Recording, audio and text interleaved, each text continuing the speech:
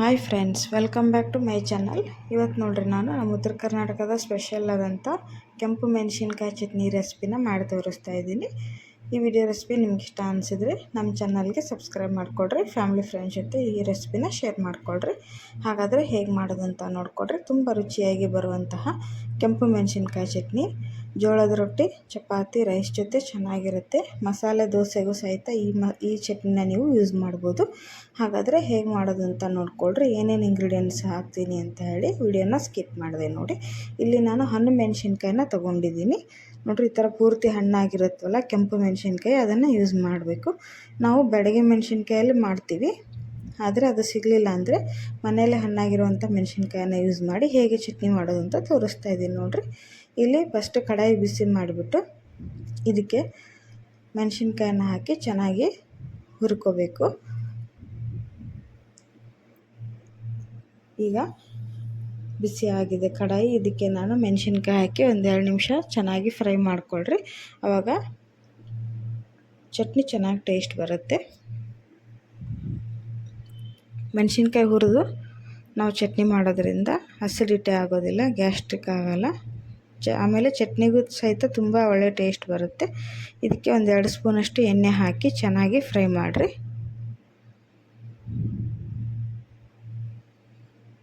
ಒಂದೆರಡು ನಿಮಿಷ ಈ ಥರ ನೀವು ಫ್ರೈ ಮಾಡಿಕೊಂಡ್ರೆ ತುಂಬ ರುಚಿಯಾಗಿ ಬರುತ್ತೆ. ಬ್ಯಾಡಗಿ ಮೆಣಸಿನ್ಕಾಯಲ್ಲಿ ಮಾಡಿದ್ರೆ ಒಳ್ಳೆ ಕಲರು ಮತ್ತು ಟೇಸ್ಟ್ ಕೂಡ ಸೂಪರಾಗಿರುತ್ತೆ ನೋಡಿರಿ.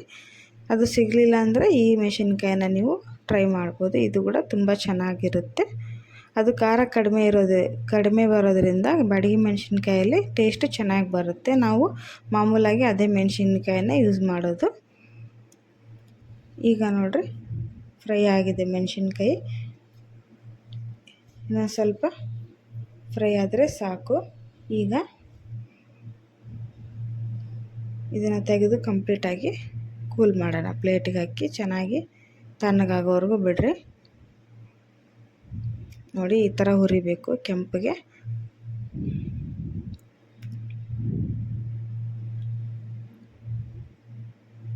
ಈಗ ಇದನ್ನು ಪ್ಲೇಟ್ಗೆ ಹಾಕಿ ತಣ್ಣಗಾಗಕ್ಕೆ ಬಿಡಿ. ಈಗ ನೋಡಿರಿ ಪೂರ್ತಿ ತಣ್ಣಗಾಗಿದೆ. ಯಾಕೆ ಬಿಸಿದೇ ಹಾಕಬಾರ್ದು, ಹಾಕಿದರೆ ಚಟ್ನಿ ಬೇಗ ಕೆಟ್ಟೋಗುತ್ತೆ. ಕಂಪ್ಲೀಟಾಗಿ ಕೂಲ್ ಮಾಡಿಬಿಟ್ಟು ನೀವು ಜಾರಿಗೆ ಹಾಕಿ ಗ್ರೈಂಡ್ ಮಾಡಿ. ಈಗ ನಾನು ಮೆಣಸಿನ್ಕಾಯಿನ ಹಾಕ್ತಾಯಿದ್ದೀನಿ. ಹುರಿದಂಥ ಮೆಣಸಿನ್ಕಾಯಿನ ಜಾರಿಗೆ ಹಾಕಿ ಈಗ ಇದಕ್ಕೆ ಎಲ್ಲ ಐಟಮ್ಸನ್ನು ಹಾಕಿ ನಾವು ಗ್ರೈಂಡ್ ಮಾಡ್ಕೊಂಬರೋಣ. ಫಸ್ಟು ಇಲ್ಲೇ ಕರಿಬೇವು ಸೊಪ್ಪನ್ನು ಹಾಕ್ತಾಯಿದ್ದೀನಿ. ಹಸಿ ಕರಿಬೇವು ಸೊಪ್ಪು, ರುಚಿಗೆ ತಕ್ಕಷ್ಟು ಉಪ್ಪು, ಮತ್ತು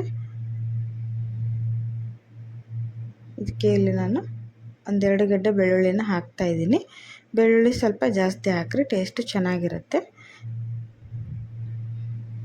ನೀವು ಸಿಪ್ಪೆ ಸುಲಿಬೇಕು ಅಂತೇನಿಲ್ಲ, ಹಾಗೆ ಡೈರೆಕ್ಟಾಗಿ ಹಾಕಿದರೆ ಚೆನ್ನಾಗಿರುತ್ತೆ. ಸ್ವಲ್ಪ ಬೆಲ್ಲನ ಹಾಕಿ, ಬೆಲ್ಲ ಕೂಡ ಒಳ್ಳೆ ಟೇಸ್ಟ್ ಕೊಡುತ್ತೆ. 1 ಸ್ಪೂನಷ್ಟು ಜೀರಿಗೆ ಹಾಕಿ, ಆಮೇಲೆ ಇಲ್ಲಿ ನೆನೆಸಿ ಇಟ್ಟಂಥ ಹುಣಸೆ ಹಣ್ಣನ್ನು ಹಾಕ್ತಾಯಿದ್ದೀನಿ ನಾನು.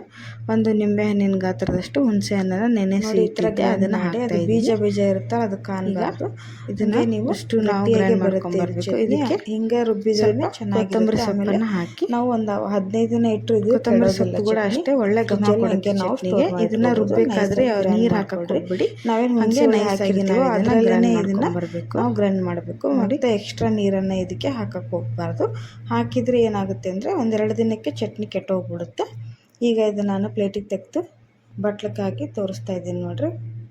ಕಪ್ಪಲ್ಲಿ ತುಂಬ ಚೆನ್ನಾಗಿ ಬರುತ್ತೆ. ಮಸಾಲೆ ದೋಸೆಗಂತೂ ಸೂಪರಾಗಿರುತ್ತೆ. ಆಮೇಲೆ ಬಿಸಿ ರೊಟ್ಟಿಗೆ, ರೈಸ್ಗೆ ತುಂಬ ಚೆನ್ನಾಗಿರುತ್ತೆ ನೋಡಿರಿ. ಈ ಚಟ್ನಿ ಒಂದ್ಸರಿ ನೀವು ಟ್ರೈ ಮಾಡಿ ನೋಡಿರಿ, ಹೇಗೆ ಬರುತ್ತೆ ಅಂತ ತಿಳಿಸಿ ನೋಡಿರಿ. ತುಂಬ ರುಚಿಕರವಾದಂತಹ ನಮ್ಮ ಉತ್ತರ ಕರ್ನಾಟಕದ ಕೆಂಪು ಮೆಣಸಿನ್ಕಾಯಿ ಚಟ್ನಿ ರೆಡಿಯಾಗಿದೆ ನೋಡಿರಿ ಫ್ರೆಂಡ್ಸ್. ಹೇಗೆ ಕಾಣಿಸ್ತಾ ಇದೆ ಅಂಥೇಳಿ ಸೂಪರ್ ಟೇಸ್ಟಿಯಾಗಿ ಬರುತ್ತೆ. ಒಂದು ಸರಿ ನೀವು ಟ್ರೈ ಮಾಡಿದ್ರೆ ಪದೇ ನೀವೇ ಮಾಡ್ತೀರಾ ನೋಡಿರಿ, ಅಷ್ಟು ಚೆನ್ನಾಗಿ ಬಂದಿರುತ್ತೆ. ಇದು ಎಲ್ಲದಕ್ಕೂ ಒಳ್ಳೆ ಕಾಂಬಿನೇಷನ್. ನಾವು ಇದನ್ನು ಬುತ್ತಿ ಮಾಡಬೇಕಾದ್ರೆ, ಹೊರಗಡೆ ಟೂರ್ಗೆ ಹೋಗಬೇಕಾದ್ರೆ ಈ ಚಟ್ನಿನ ನಾವು ಮಾಡಿಕೊಂಡು ತೊಗೊಂಡೋಗ್ತೀವಿ. ಯಾಕಂದರೆ ಇದನ್ನು ಈಸಿಯಾಗಿ ನಾವು ಮಾಡ್ಬೋದು. ಆಮೇಲೆ ಇದು ಬೇಗ ಕೆಡೋದಿಲ್ಲ.